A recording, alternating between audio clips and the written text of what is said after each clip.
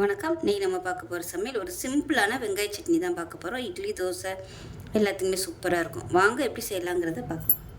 இப்போ ஒரு பேன் எடுத்துக்கலாம். இதில் சும்மா ஒரு குழிக்கரண்டி அளவுக்கு எண்ணெய் விட்டுக்கலாம்.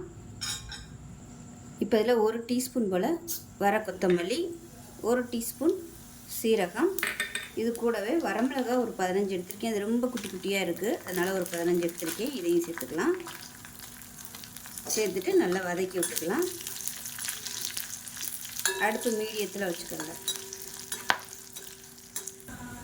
இப்போ பாருங்கள், நல்லா வறுபட்டுருச்சு. இது வேறு பிளேட்டுக்கு மாற்றிக்கலாம்.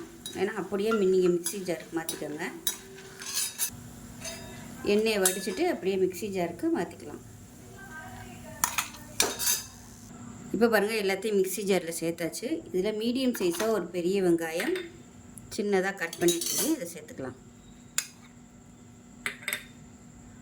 இப்போ இதில் கொஞ்சமாக உப்பு சேர்த்துக்கலாம். இப்போ இதில் தேவையான அளவுக்கு உப்பு சேர்த்துக்கலாம். சேர்த்துட்டு கொஞ்சமாக புளி சேர்த்துக்கலாம். இப்போ இதை நல்லா நைஸாக அரைச்சிட்டு வந்துட்டு பார்க்கலாம். இப்போ நல்லா அரைச்சிட்டு வந்தாச்சு.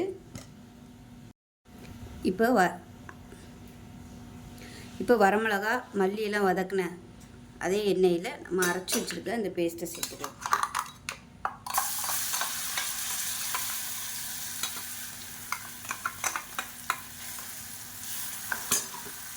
இப்போ மிக்ஸி அலசிட்டு கொஞ்சமாக தண்ணி சேர்த்துக்கலாம். இதை நல்லா கலந்துட்டு அப்படியே நல்லா தொக்கு மாதிரி வரட்டும். நான் தண்ணி சேர்த்ததுனால கொஞ்சம் வற்ற விட்டுக்கிறேன். தண்ணி சேர்க்காமல் நீங்கள் மிக்சியில் உள்ளதை வலித்து அப்படியே சேர்த்திங்கன்னா உங்களுக்கு ஈஸியாகவே நல்லா அப்படியே பரட்டினாப்பில் வந்துடும். இது நல்லா கொஞ்சம் வற்றட்டும். இப்போ சூப்பரான சட்னி ரெடி ஆயிடுச்சு. அமர்த்திடலாம். உப்பு பத்தலைன்னா நைஸ் உப்பு சேர்த்துக்கலாம். இட்லி, தோசை, ஊத்தப்பம் எல்லாத்துக்குமே சூப்பராக இருக்கும். செஞ்சு பாருங்கள். செஞ்சு பார்த்துட்டு எப்படி இருந்துச்சுங்களா சொல்லுங்கள். வீடியோ பிடிச்சின்னா லைக் பண்ணுங்கள், கமெண்ட் பண்ணுங்கள், சேனலை சப்ஸ்கிரைப் பண்ணுங்கள், பக்கத்தில் பெல் பட்டனையும் ப்ரெஸ் பண்ணுங்கள். நன்றி.